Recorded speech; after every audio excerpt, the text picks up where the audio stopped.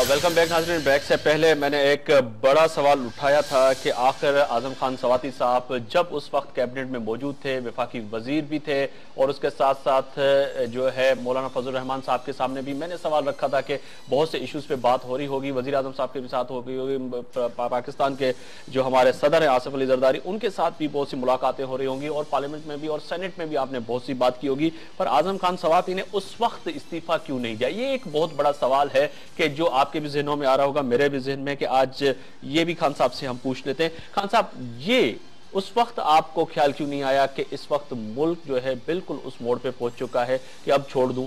ये आखिर में बिल्कुल जब हम हुकूमत के जाने का वक्त, अलविदा का वक्त आता है, तो बहुत से वजीर जो है अपनी वजारतें भी छोड़ देते हैं और अपनी इमारतें भी बजा देते हैं। ये क्या हमारे यहाँ सिस्टम है मुल्क के? देखें, यही चीज मुझे बाकी वज़रा से या बाकी लोगों से मुमय्यज करती है, डिस्टिंग्विश करती है, कि आपके इस वजीर ने जो आपके सामने बैठा हुआ है, हल्फ लेने के 1 महीने के बाद वो जहाज का स्कैंडल पकड़ा, उसके बाद ये शुगर का, उसके बाद वो ट्रैक्टर स्कीम का, उसके बाद गंदम का, उसके बाद यूटिलिटी स्टोर का, एक लंबी लाइन है।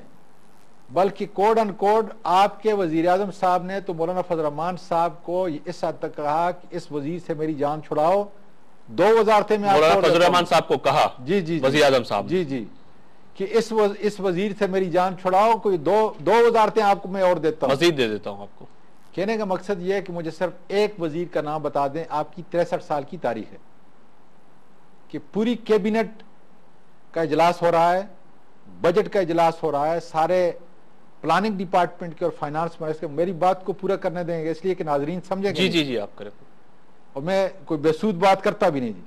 पूरी प्लानिंग के और फाइनेंस के आपके आदमी बैठे हुए हैं, और वजीर उठता है और ये कहता है कि आपने बेनजीर बोगस प्रोग्राम जो है इसके लिए 70 से 80 अरब रुपया रखा है, और हायर एजुकेशन कमीशन के लिए आपने 36 अरब से 16 अरब तक ले आए हैं। मेरे ये अल्फाज थे कि prime minister, you are committing crime against your own people, against the country of Pakistan. और आपका वजीर वॉकआउट करके इजलास से, न तो मैं हायर कमीशन का वजीर था, लेकिन मुझे दर्द था इस बात का कि अगर आपके 4-5 हजार बच्चे, ये दर्द आजम खान मुझे जरा पूरा करने दें। जी मैं देखे ना, जवाब मुझे सुनने दें जी, कि मुझे 63 साल की तारीख के अंदर एक वजीर बता दें जिसने वजारत के अंदर बाकायदा तौर पर नेशनल असेंबली और सेनेट में कहा कि हमारी हुकूमत करप्ट है बैसियत वजीर के, और जिसने वॉकआउट करके इसलिए आया हो कि HEC पे जुल्म हो रहा है, और बोगस प्रोग्राम जिसको हम सियासत की नजर, जो आज पैसा ये बेनजीर स्पोर्ट प्रोग्राम का कर रहे हैं, ये सारा पैसा डूब जाएगा, सियासत की नजर हो जाएगा इस करप्ट हुक्मरानों के। उसके लिए मैंने वॉकआउट किया। मुझे एक चीज बताएं, मैं वजीर था उस वक्त। आप तो कहते हैं ना कि जब, और ये तकरीबन मेरी वजारत के 6-7 महीने मतलब बात की बात है, अभी मैं वफाकी वजीर था साइंस और टेक्नोलॉजी का।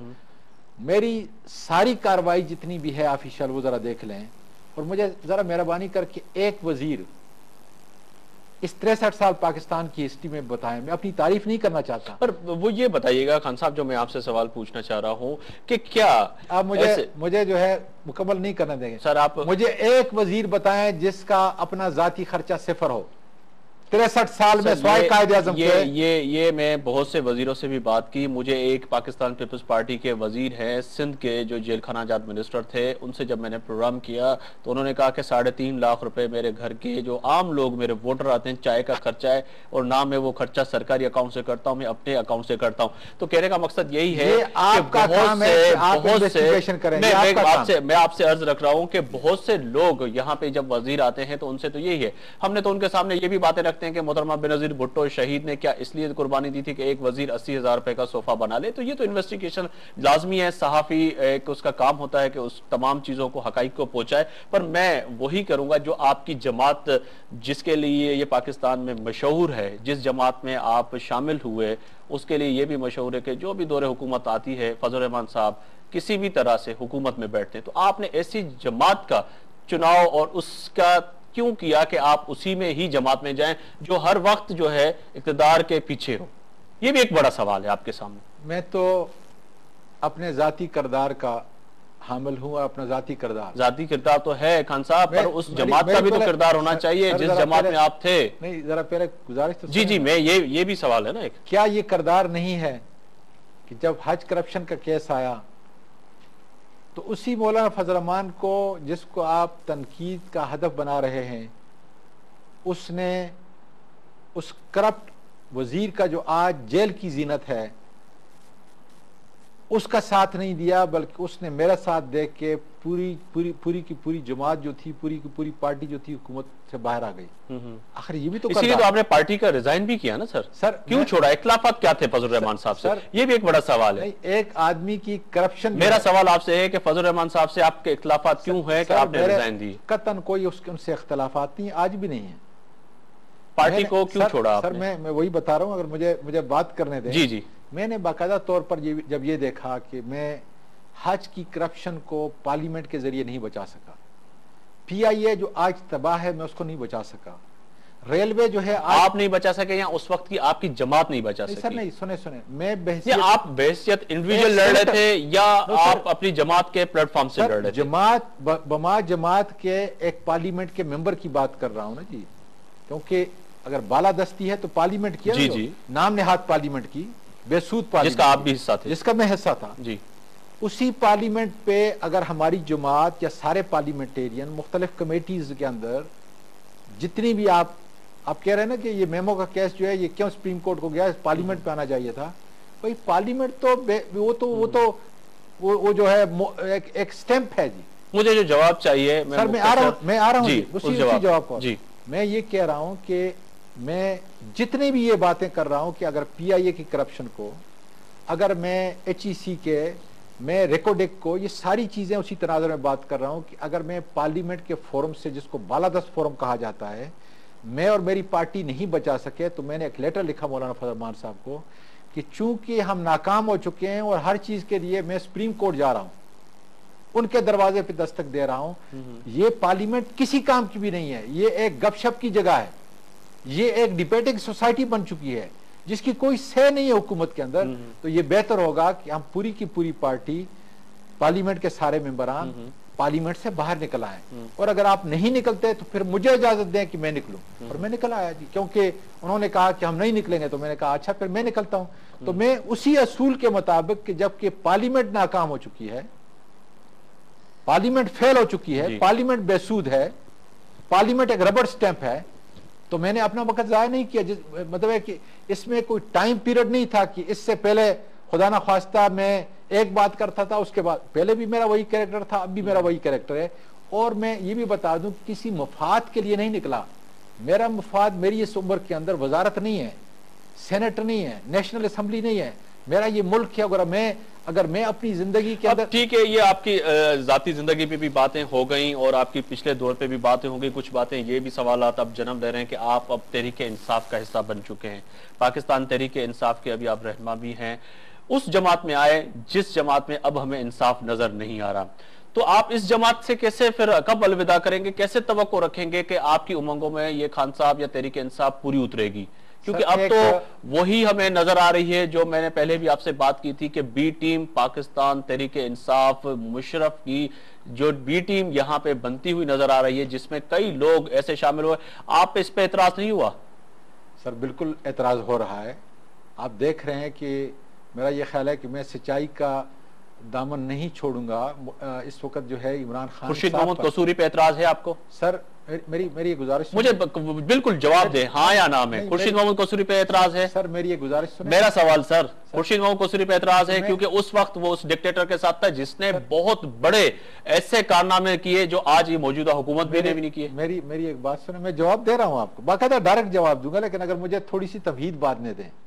یہ سر وہ تو پھر وہی ہے نا کہ پولیٹیکلی جواب ملے گا ہمیں، جو ہم تمام سیاستدان سے آپ سے توقع نہیں رکھتے. ہم بالکل ٹو دی پوائنٹ بات کر رہے ہیں کہ ہاں یا نہ میں مجھے جواب دے. خورشید محمود قصوری پہ آپ کو اعتراض ہے یا نہیں؟ آپ کا پروگرام ذرا سوچو ہے تو سر میں سوچنے کا تو موقع دے رہا ہوں نا. میرے لوگ بھی سوچ رہے ہوں گے کہ اگر خان صاحب اتنا سوچ رہے ہیں تو وہ آپ کے بارے میں کیا سوچیں گے. خورشید محمود قصوری پہ آپ کو اعتراض ہے یا نہیں؟ میں یہ کہہ رہا ہوں کہ عمران خان صاحب سے بھی یہی سوال ہو رہے ہیں جو آپ مجھ سے کر رہے ہیں. میں آپ سے پوچھ رہا ہوں، ایسے سچے انسان سے پوچھ رہا ہوں جو کھل کے سچ بولتا ہے. تو آج آپ ڈپلومیسی سے کیوں کام لے رہے ہیں سر؟ میرا خیال ہے کہ اعتراض ہے یا نہیں؟ نہیں، مجھے کم از کم اعتراض نہیں ہے جی، نہیں ہے۔ میں جہاں تک ان کو جانتا ہوں بڑے جو انہوں نے پچھلا کام کیا تھا وہ بالکل صحیح تھا۔ اگر مجھے کام کی نوعیت بتا دیں تو کم از کم جو ہے، کیونکہ میں اس وقت سر وہ اس وقت ڈکٹیٹر کے ساتھ تھے جس نے لال مسجد کا آپریشن کیا، جس کے خلاف آپ اور تمام لوگ بولتے ہوئے نظر آتے ہیں۔ آپ نے دیکھا ڈاؤن حملے وزیرستان میں ہوئے، اس ملک میں کتنے خودکش حملے ہوئے، کتنے لوگ چلے گئے۔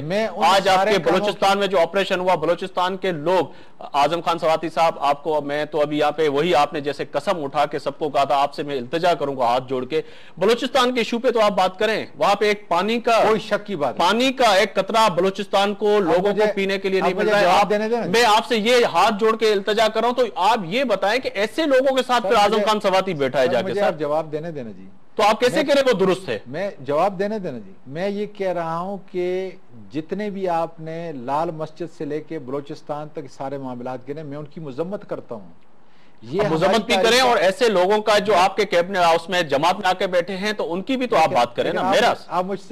میں صرف اعظم خان سواتی سے یہ نہیں رکھ سکتا۔ جواب پورا ہونے دیں۔ قطعاً قصوری صاحب اس کے ذمہ دار نہیں ہیں، ان کی کوئی سے نہیں تھی لال مسجد کے اندر، بلوچستان کے مسئلے میں، یہ دوسری چیزوں کے اندر۔ سر آپ اپنی جماعت میں بیٹھے ہیں، اگر خان صاحب کوئی فیصلہ کرتا ہے اس ملک کے اور قوم کے اور صوبے ایک شہری ایک قوم کے خلاف تو اس کا آپ حصہ ہیں، تو آپ بھی تو ذمہ دار ٹھہرے۔ میں جس کابینہ کا ممبر تھا اس میں حج کرپشن ہوئی، پی آئی اے تباہ ہوئی، ریلوے تباہ ہوئی، او جی ڈی سی تباہ ہوئی، کرپشن کی مثال جو ہے تاریخ، کیا میں اس کا ذمہ دار ہوں؟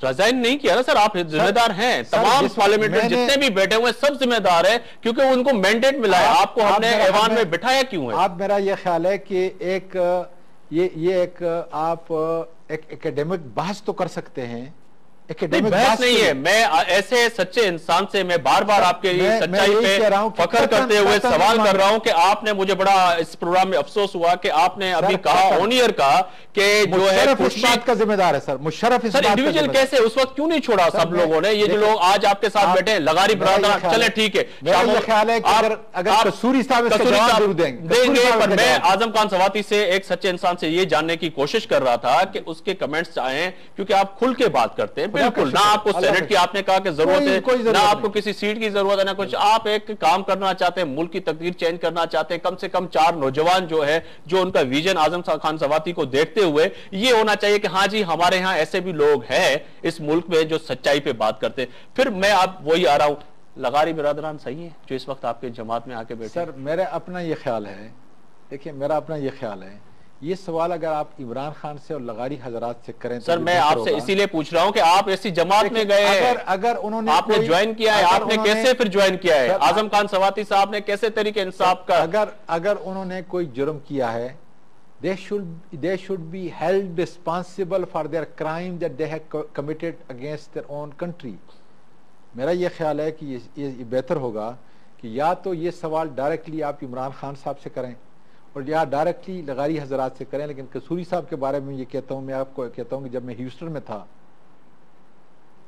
آپ کا کونسلیٹ ہیوسٹن کے اندر اسی قصوری صاحب نے وہاں پہ آباد کیا، اور آپ دیکھیں کہ آپ کے کتنے 1 لاکھ سے زیادہ پاکستانی اس سے مستفید ہو رہے ہیں۔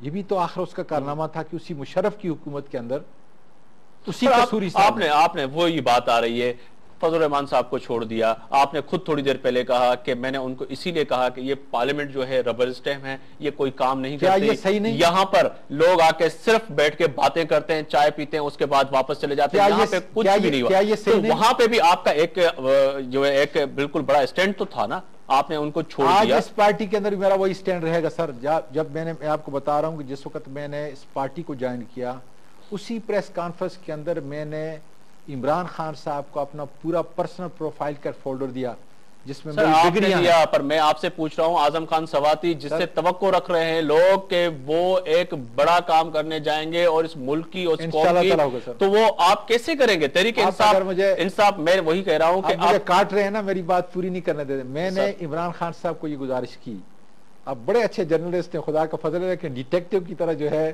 مطلب ہے کہ آپ جس طریقے سے ایف بی آئی کا یا یہاں پہ مجھے پتہ نہیں کون سی ایجنسی، اس لیے کہ ایف آئی اے تو رحمان ملک کے نیچے، اور آپ کو پتہ ہے کہ رحمان ملک کے سٹیک اس ملک کے اندر ہیں